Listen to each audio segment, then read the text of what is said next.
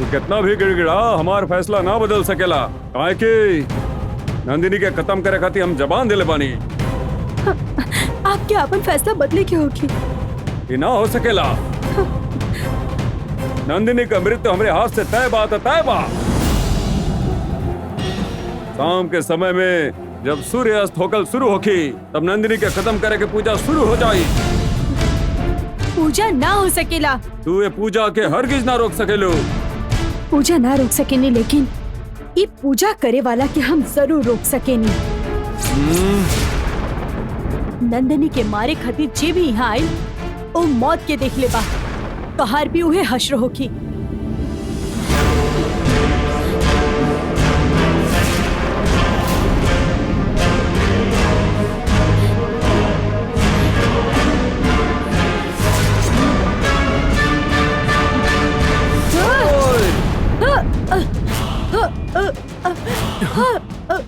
संध्या, ए संध्या, अरे छोड़ा।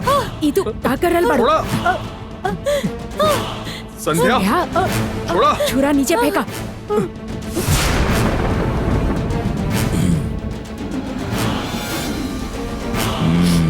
नंदिनी से बचाए खातिर स्वामी जी हमने के मदद करत बड़े और तू इनकरा के मारा तारू। नंदिनी की मत मारा, भगवान का ओकरा के छोड़ दा। नंदिनी खत्म हो जाए तू भी तो चाहत बाड़ू, फिर हमनी के साथ छोड़ के तू ऐसे बदल कैसे गईलू? हम बदलिल नहीं की, हम कबो भी नंदिनी के धोखा नहीं की देले। नंदिनी के खिलाफ आप लोग का साजिश करत रही ना, कि जाने खातिर हम आप लोगन के साथ रहे कि नाटक करत रहनी।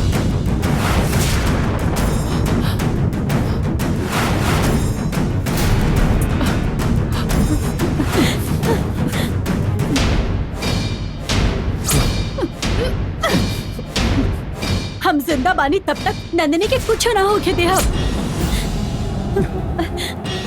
दुश्मन घर में रहते हुए दुश्मन के कैसे मारल जा सकेला? रहुआ पहले के यहाँ से लेके जाए। चला। छोड़ा, चला छोड़ा हमरे के।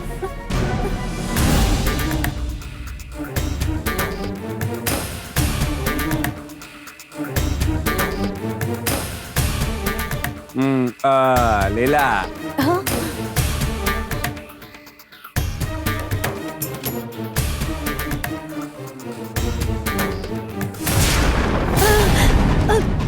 चला, छोड़ा। चुपचाप चला। माँ देवी, चुपचाप चला। चला, कहानी ना चला। ए चला, नीचे उतरा। चला।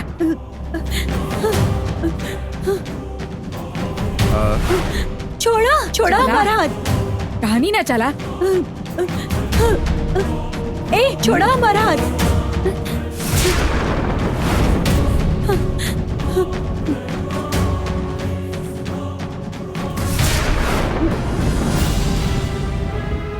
क्या प्रॉब्लम बा? आप संध्या कैसे खींच के कहीं ले नहीं? हाँ ये पूछा था ना, बतावा। जब रउआ के पता चली ना कि के बिया, तो धक्का मार के एकरा एजा से निकाल दे।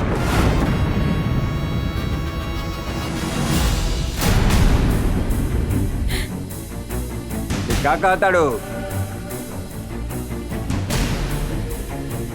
एकर नाम संध्या है। ई मलेशिया से आयल बिया। ऐसन रउआ के लग रहला ना? हाँ। बाकी एकर नाम संध्या नहीं है, गायत्री बा।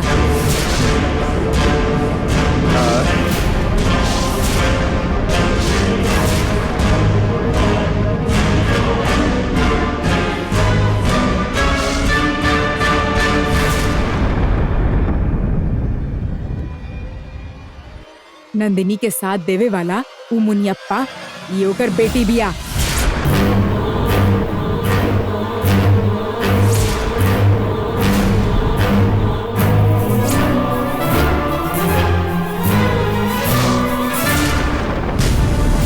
बीस साल पहले के बात है। कौनो अनाथ आश्रम में ही रहत रहली। मलेशिया के एगो कपल इकरा गोद लेलस। उ नंदिनी के मदद करे खातिर ई तरह से प्यार के नाटक करत रहली। राजशेखर के जान से मारे खातिर ई महल में आइल बिया।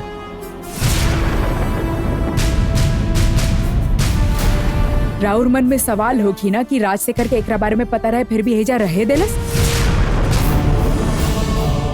काहे कि ई तरह से प्यार करत रहली, इहे वजह से रहे देलस कि एक ना एक दिन एकर मन जरूर बदली। बाकी ई बिल्कुल भी ना बदलली। एकरा अबो भी उ नंदिनी के ही फिकर है।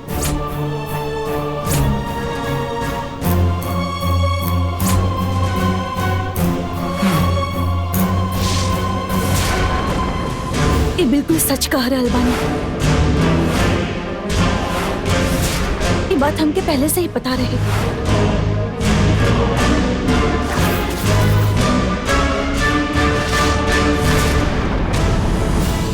यही से मूर्ति के साथ एक शादी खातिर हम इनकार करत रहनी, हमेशा से ही।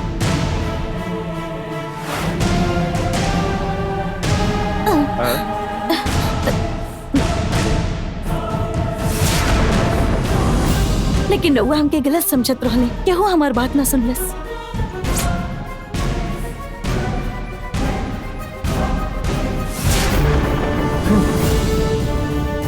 हमनी सब एहिजा नंदिनी से बचे के कोशिश कर रहल बानी। बाकी ई बिया की नंदिनी से हमनी के बचाए खातिर ई महल में आयल हुआ नाग नंदिनी स्वामी के ई जान से मार देवे चाहतिया। उम्मीद है रउआ एकरा बारे में समझ गइल होखिए।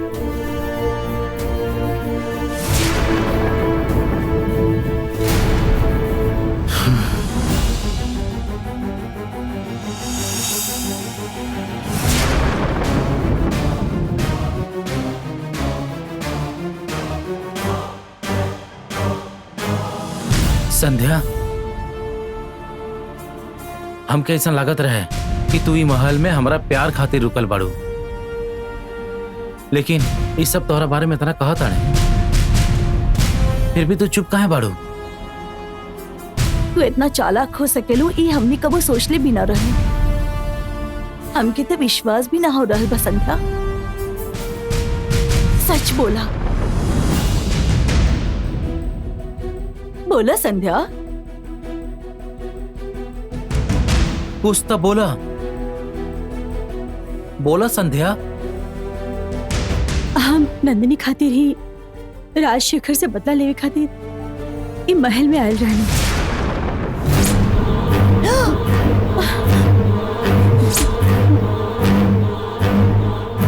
लेकिन हम यहाँ आई नहीं, और तोहरा से दोस्ती होकला के बाद हमके तो से प्यार भइली बात सच बा।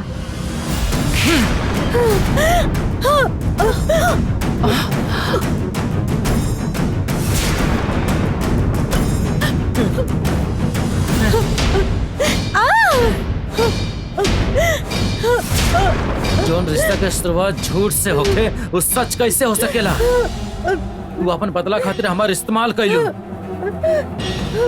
तू हमसे प्यार करे के नाटक कैलू।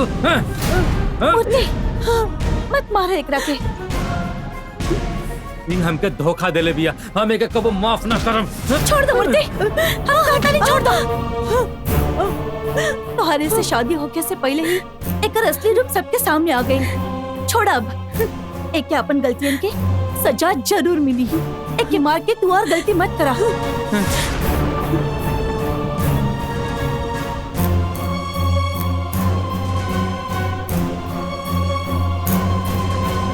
आज के बाद ये महल में ना रह पाई।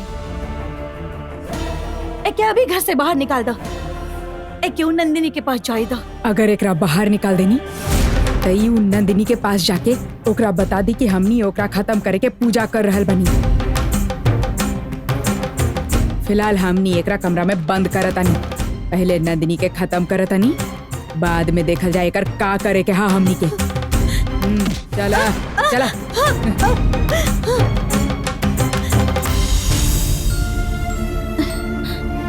चला।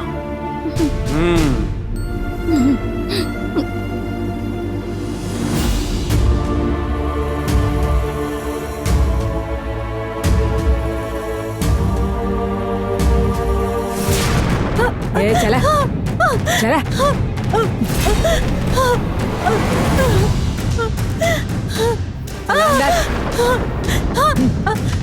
दरवाजा खोला, दरवाजा खोला, दरवाजा खोला प्लीज। इतना दिन तक नंदिनी एकर वजह से बच गई, बाकी अब नंदिनी के अंत जरूर होगी। हे भगवान, हम के रूम में बंद कर देनी बड़ी। अब हम नंदिनी के कैसे बचाए? कुछ भी करके हमके ये बात नंदिनी के बतावे के होगी, लेकिन कैसे बताई? माँ माते वन देवी।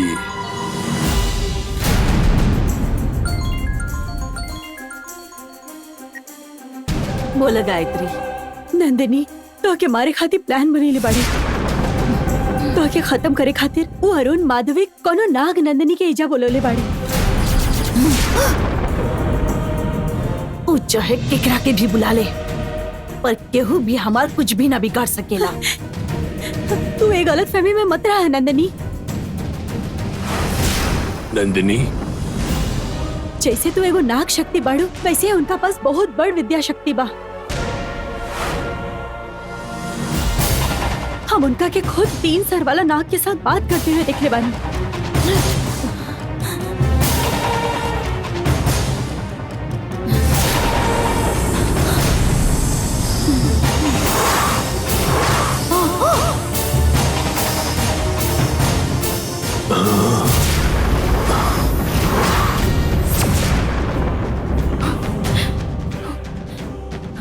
तू अभी वो 3 सिर वाला नाग के देख ले बाड़ू? का कहत बाड़ू? हम सच कहत नहीं। उनका नाम और उनका रौब देख के लगा था कि वो नाग वंश के शक्तिशाली वंश बाड़े। माधवी के मांत्रिक शक्ति तो हर कुछ ना बिगाड़ पहले, यही से वही नाग नंदिनियन के मदद से तो के खत्म करल चाहता रे। हम नाग नंदिनियन के बहुत समझौनी, लेकिन वो बात ही माने के तैयार नहीं खन। हमके बहुत डर लगा था नंदिनी, ये आयल हुई मुसीबत से तो के खुद के बचावे की होगी। अब तो के बहुत सावधान रहे की होगी। तू फिक्र मत करो, हम ये बात के ख्याल रखब। हमरा के बचावे खातिर एक घर में खुद के बिल्कुल भी मत फंसावा गायत्री, मुसीबत में मत पड़ा। तू हमार चिंता मत करा, हमके कुछ ना होगी। बाबा तुम्हारा पास बाड़े का? अब पिताजी हमारे पास ही बाड़े, उनकरा के बारे में कुछ मत बताइए, वो डर जाई हैं। यहाँ जे कुछ भी होता उनका के बतावल बहुत जरूरी बा, तो उनका के फोन दा। हम कहनी ना, जे कुछ भी बा हम देख ले। हम अगर हम उनका के बता देनी तो हमार भी टेंशन कम हुई। प्लीज तो उनका के फोन दा। पिताजी, गायत्री बात करे चाहत बा। का भइल? बात करी। बोला गायत्री।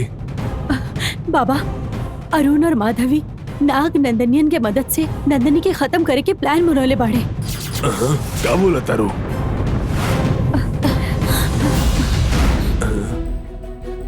नंदिनी के सावधान रहे खातिर कहीं ये सब उखरा के बचपना लगा था। हम केहू पे विश्वास नहीं खे। पहले भी जब माधवी कुआं में पूजा करत रहे, तब गंगा के बचावे के चक्कर में खुद के फसाले ले रहे नंदिनी। वैसे ही अगर वहाँ पर आ गई ना, तो खुद के मुसीबत में फसाली ही। यही से आप ओकर ख्याल रखिए, ओकरा के बाहर मत जाए दी। ठीक बा बेटा, हम ख्याल रखब। तू हमनी के भला खातिर वो पापियन के घर में रुकल बाड़ू। सबके धोखा दे वाला वो राजशेखर के तू भी ओकरा के धोखा दे के अच्छा सबक सिखा दिया। वो गिरगिट के तरह अपन रंग बदलेला बेटा, और वो माधवी भी वैसे ही बिया, तो ओकरा से भी संभल के रहिया। आप हमार फिक्र मत करी बाबा, वो नंदिनी के लक्ष्य पूरा हो जाए दी। आप नंदिनी के साथ रह के ओकर ख्याल रखी। नंदिनी के बारे में तहार इतना चिंता देख के हमके तारा पे गर्व होता बेटा। तू एकदम चिंता मत करा, हम नंदिनी के अच्छा से ख्याल रखा, तू बेफिक्र रहा। ठीक बा बाबा, हम बाद में बात करब। नंदिनी, तार ऊपर आए वाला मुसीबत के तू बिल्कुल भी नजरअंदाज मत करा। ऐसा गायत्री के दिल से लागता। वो कहले बड़ी कि तू बाहर कहीं भी मत जाइया, तार ख्याल रखे खातिर कहले भी आओ। हमके भी उहे कहलस पिताजी। ओकर इतना कहला के बाद हम बाहर कैसे जाइब? बिल्कुल भी ना जाइब। अभी यही वक्त वहाँ आइल नाग नंदिनियन के बा ये भी जानल जरूरी बा।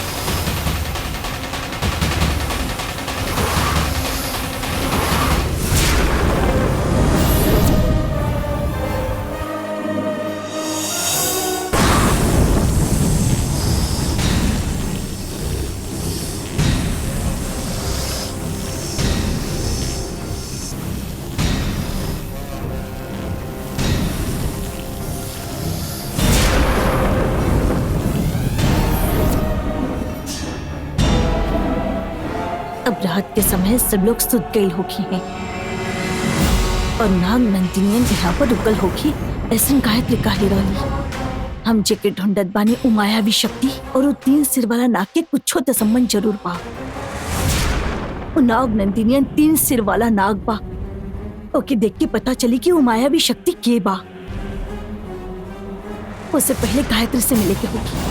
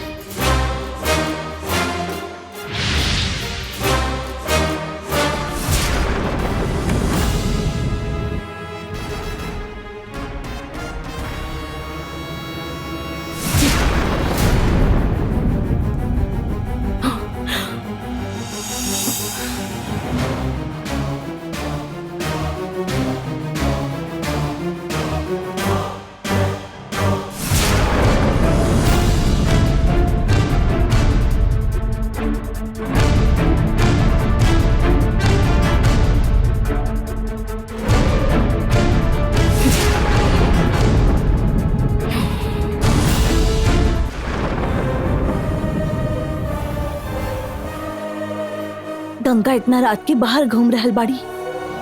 यदि वो हमके देख लेलस तो चिल्ला के सबके इकट्ठा कर ले, बहुत बड़ मुसीबत आ जाए। ओकर नजर हम पर पड़े ओकरा से पहले हमके ई काम पूरा करे के होई।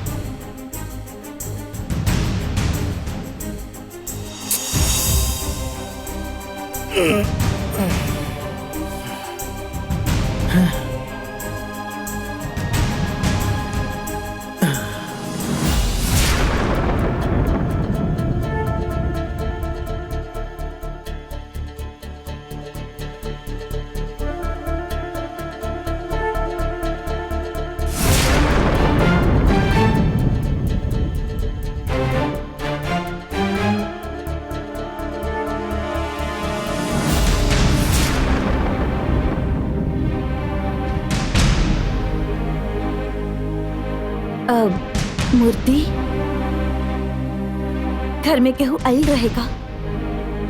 नहीं तो ठीक बा।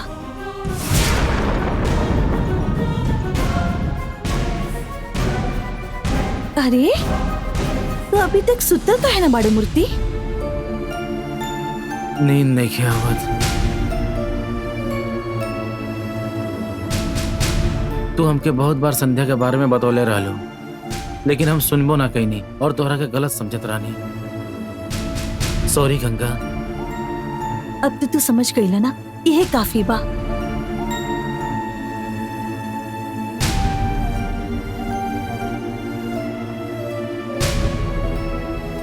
चला छोड़ो मूर्ति, जे भाई लोकरा बारे में मत सोच, जाके आराम से सुन जा। संध्या के बारे में सोचल बंद कर और आगे का करे के बा उ सोचा। एका रवा भी सुत लेना बानी। अब तरह के तो खोजत रहनी हम, का कहत रहे मूर्ति? बेचारा संध्या के बारे में सोच रहल बा, ऐसे एके नींद ना आ रहल बा। शादी से पहले ही तरह के संध्या के बारे में मालूम चल के अच्छा भई। पापा के आई के बाद संध्या से बात कही के ओकर माता पिता के पास हमने भेज देब। लाइफ में ऐसा उतार चढ़ाव होखत रहेला। Take care, good night.